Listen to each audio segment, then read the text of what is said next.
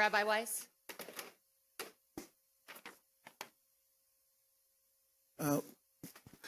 I came in a little late now, so I just want to apologize. I wonder how many minutes I have to 5 minutes. Okay. With the help of the Almighty, I pray that He should bestow upon me His truth, His wisdom, that I may convey His message, and so sanctify His name and bring peace to the world. The world looks at the conflict, what is happening in the Holy Land, in Jerusalem, and so forth, as a conflict between religions, and therefore, as a conflict between religions, they sympathize with people who are suffering and look at anybody who opposes any of the religions. For instance, the Jews who had just suffered, therefore they look at it as anti-Semitic. And it's my responsibility as the chief rabbi of Palestine not to be confused with Israeli rabbinate.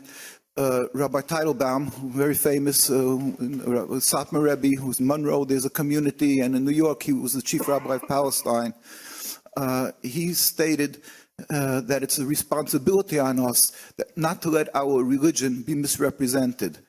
Maybe I should preface this with say that my father escaped from the Nazis when they came into Hungary. The majority of my mother's and father's family of blessed memory were killed. My grandparents were killed in Auschwitz. My father-in-law was in Auschwitz. And so we suffered. We know what it means, and that the world was silent by suffering.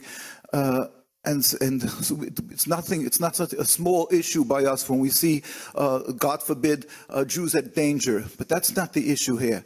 The issue is that people have to understand we have a religion of 3,000 years, Judaism, to be subservient to God.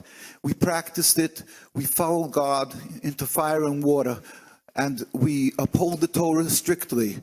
God told us that we were sent into exile because we weren't on that high level required with the destruction of the temple, and we are forbidden, expressly forbidden, to try to leave exile. For 2,000 years, we went through the Inquisition, Crusades. We never attempted to reestablish a country.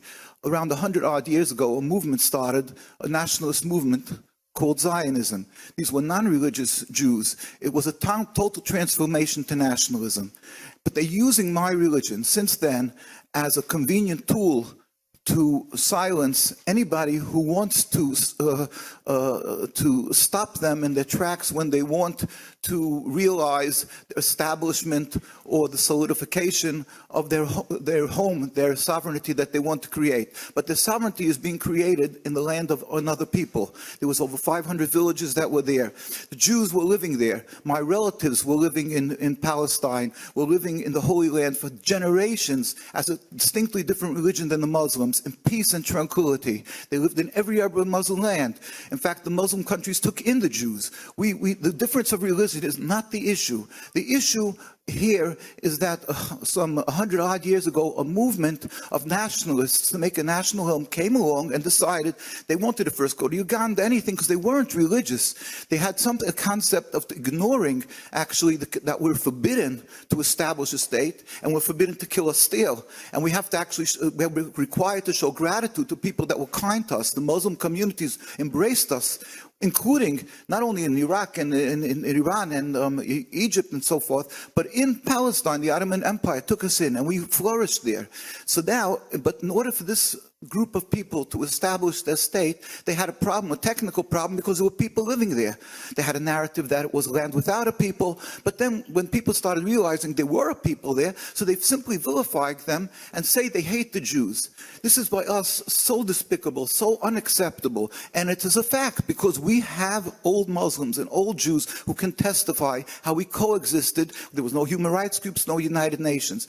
The establishment of the state is based on using my religion to claim they have a deed to the land, the Torah, a deed to the land, to take that land, and the Palestinians are taking it from them, and the ones who are trying to stop their homes being stolen, they're anti-Semitic, they hate Jews. It's all hogwash. It's not true. It's again, it was an inhabited land, and they're taking the home away, and the deed that they're claiming, first of all, it's not an issue, because the people that we're talking about a thousand of years ago, 2,000 years, but even that would be be so. Let's just, but that deed is false. The rabbis told us, and we are not allowed to, according to the Jewish religion, take that home away. Now what they're doing is they've so vilified the people of Palestine that if let's just say one murderer, it hurts us, of course, the death of the people of in the October 7th. But if we let's just say one of those, let's just say one murderer is in a schoolyard of 1,000 children. Which country would say you can bomb and kill 1,000 children? We're having this. Rabbi, I apologize, but okay. So basically, and it's over 75 years that there's thousands of Jews dying for the cause of Zionism and the Palestinian people. Before that, we weren't dying. It was a different religion. So that is what is anti-Semitic, and we're pleading with the world to recognize, to distinguish between our religion, Judaism, and a relatively new nationalist movement that's using a religion. And if you do that, then you would be standing up and saying, just like my grandparents died in Auschwitz and the world was silent for 5 years and everybody's tearing the hair from their head that they were silent and they feel guilty. How could you be silent when people are dying? And for what? For a nationalist movement that started a few years ago, relatively, and they're simply occupying other people. We can't be silent because you're human.